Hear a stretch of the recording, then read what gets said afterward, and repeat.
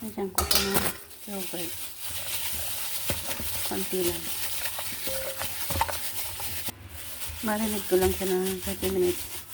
And then, paprayin ko siya.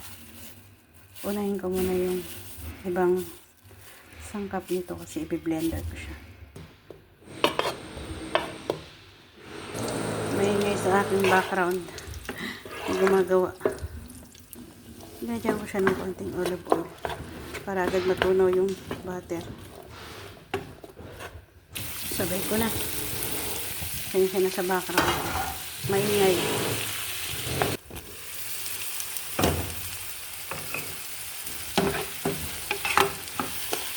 Ito ay i-blender ko. Lagyan natin yung kasi na.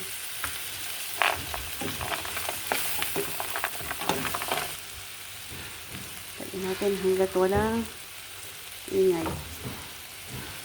Sahin ko lang siya.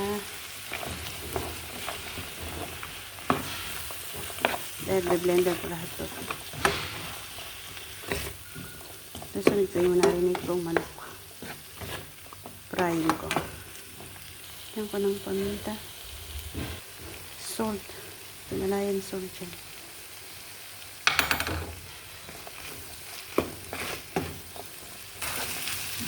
Okay na ito.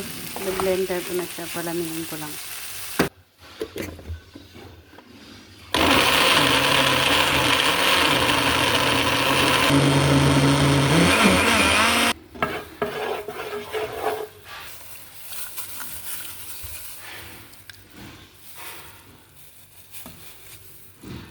Papry ko lang siyang saglit. Then, lalagay ko na yung blender ko. Mixerin lang natin.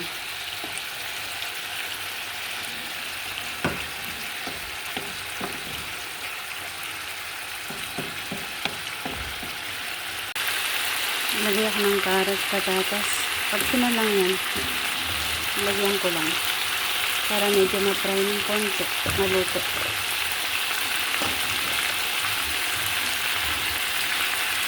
Optional lang yan ha. Para magdagdag lang. Pa-fry ko lang siya.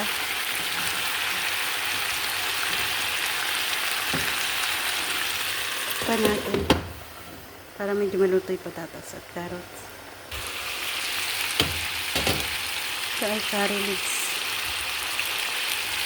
Ang tabang.